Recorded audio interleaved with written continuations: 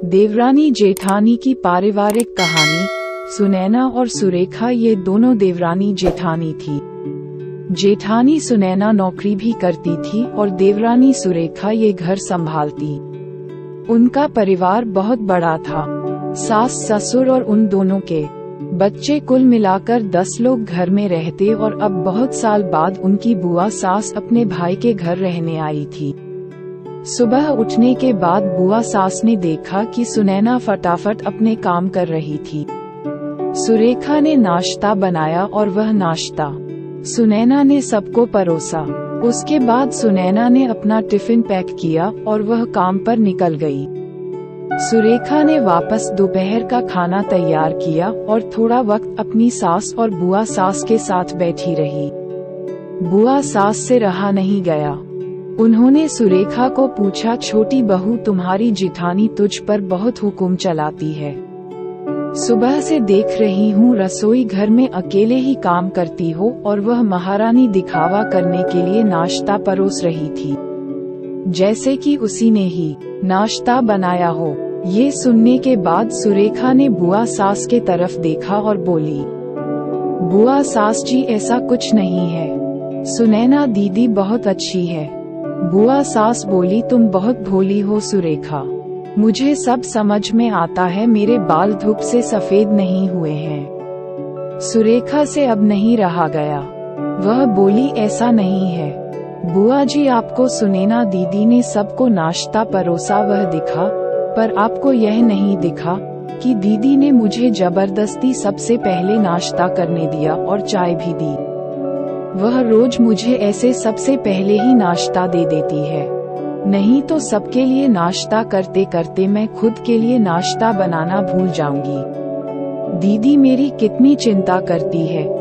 दीदी सुबह जल्दी उठकर मंदिर साफ करती है, फूल सजाकर रखती है और मुझे उनके 1 घंटे बाद उठने के लिए कहती है। शाम को आते समय बाजार से सब्जी भी लेकर आती, क्योंकि हमारे मिस्टर रात को देर से आते हैं और मम्मी जी को सुनैना दीदी ने बाजार में जाने को मना किया है, क्योंकि अब उनकी उम्र 60 साल से ज्यादा हो गई है। बाजार में जाते समय उनको तकलीफ होगी, उनके पैर बहुत दुखेंगे। कभी उनको बाहर घूमने का मन हुआ तो सुनैना दीदी छुट्टी लेकर उनको घुमाने ले जाती है। और हाँ बुआ जी, दीदी रोज शाम को आने के बाद वह कितनी भी थकी हो तब भी मुझे खाना बनाने में मदद करती है। वह मेरी बड़ी जेठानी जरूर है, पर मुझे अपनी छोटी बहन ही समझती है और मैं उनको अपनी बड़ी बहन समझती हूँ। ये सब सुनकर बुआ सास एकदम चुप हो गई। उनकी चुगली सुरेखा के आगे टिक नहीं पाए। शाम को सुनैना सब्जी की थैली सुरेखा के पास देते हुए बोली, सब्जी के साथ तुम्हारे मनपसंद लेखक की किताब भी उसमें है। ये सुनकर सुरेखा खुश हो गई। सुनैना को थैंक यू बोलकर सब्जी की थैली किचन में रखकर वह अपने रूम में चली गई। उतने में बुआ ने सुनैना को आवाज दी, बड़ी बहू जरा यहाँ आना। वह बोली, सुनैना तू इतनी मेहनत करके पैसे कमाती है और ऐसे फालतू में किताब खरीदी करके मुफ्त का खर्चा करती हो, वह भी अपनी छोटी देवरानी के लिए। वह ऐसे भी घर में बैठकर करती क्या है, तुम दिन भर मेहनत करती हो और वह घर में आराम करती है। इस पर सुनैना हंसकर बोली, क्या बुआ जी आराम? और सुरेखा उसे तो कहने पर भी वह आराम करती नहीं। सुबह उठकर बेचारी काम करती रहती है, सबका मनपसंद खाना, मेरे और उसके मिलाकर 4 बच्चों का टिफिन सब वही तो करती है और तब भी उसके चेहरे पर हमेशा आनंद दिखता है। सुबह की चाय पीने के लिए उसके पास वक्त नहीं रहता। दोपहर को जब बच्चे घर आते हैं तो उनका खाना, होमवर्क सब वही देखती है।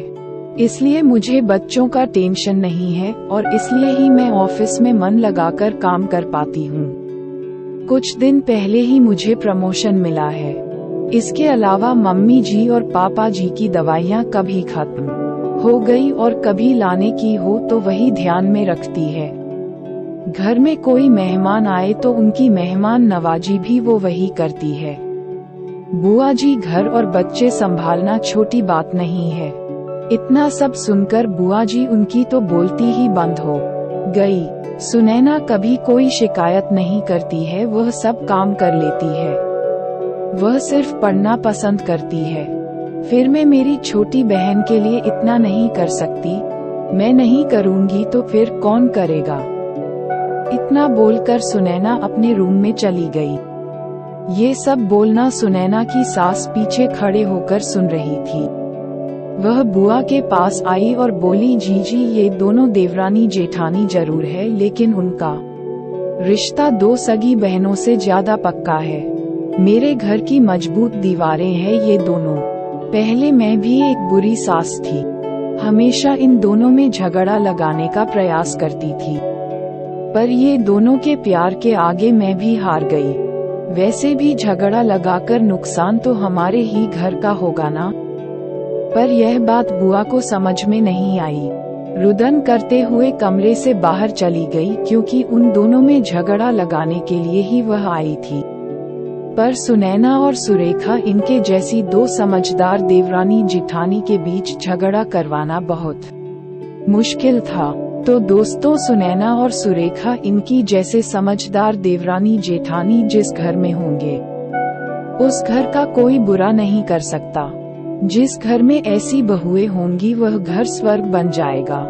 दोस्तों, देवरानी जेठानी की सुंदर पारिवारिक कहानी आपको कैसी लगी, जरूर बताएं।